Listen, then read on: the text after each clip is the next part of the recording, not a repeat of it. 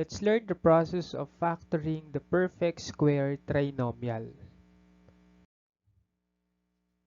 So, what is the perfect square trinomial? At kailan nga ba nagiging perfect square ang isang trinomial? So, a trinomial is a perfect square if, number 1, two of the terms are perfect squares and both are positive.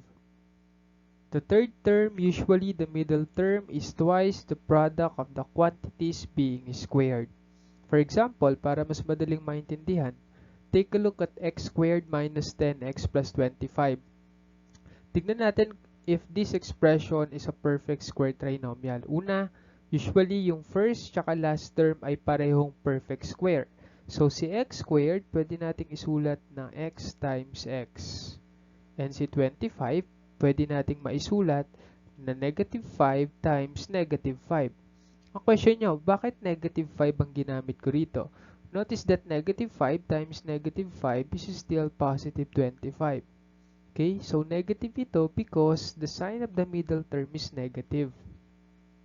Now, since the first and the last term are both perfect square, check naman natin kung masasatisfy niya yung middle term na tinatawag natin. So, the third term, so twice, okay, twice the product of the quantities being squared. So, here, we multiply x and negative 5 by 2. And that gives us negative 10x.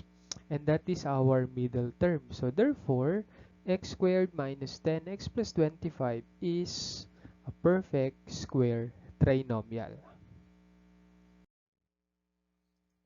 Let's take a look at this. X squared plus 6x plus 9.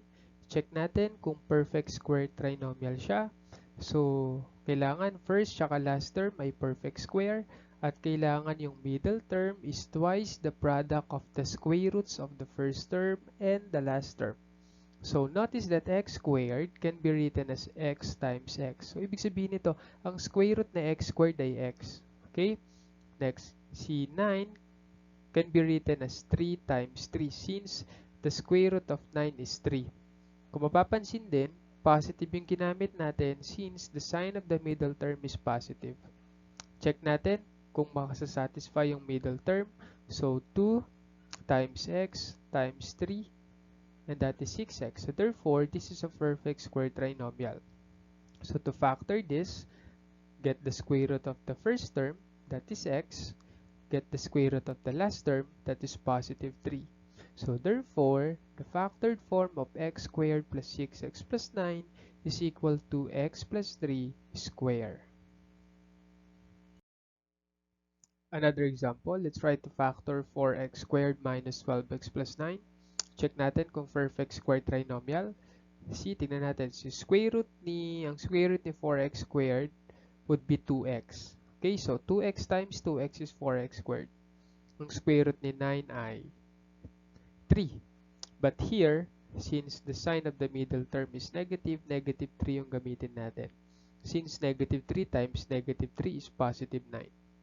Now, let's check if twice the product of the square roots of the first term and the last term is negative 12x. So, 2 times 2x times negative 3 and that is negative 12x. So, ibig sabihin, perfect square trinomial ito. So, to factor this, kunin lang natin yung square root ni 4x squared and that is 2x and then ang square root ni 9 ay 3 but since negative ang ating middle term, so negative 3 yung ginagamit natin tulad ng sinulat natin kanina rito. So, therefore, the factored form of 4x squared minus 12x plus 9 is 2x minus 3 square. Another example, check natin kung perfect square trinomial. Okay, so next, check natin kung tama yung middle term. Okay, now, to factor this, we just simply get the square root of the first term, which is a, and then the square root of the last term, which is 2b, and then square. So therefore, the factored form of a squared plus 4ab plus 4b squared is equal to the quantity a plus 2b square. Now that you know how to factor a perfect square trinomial, so you can try this on your own.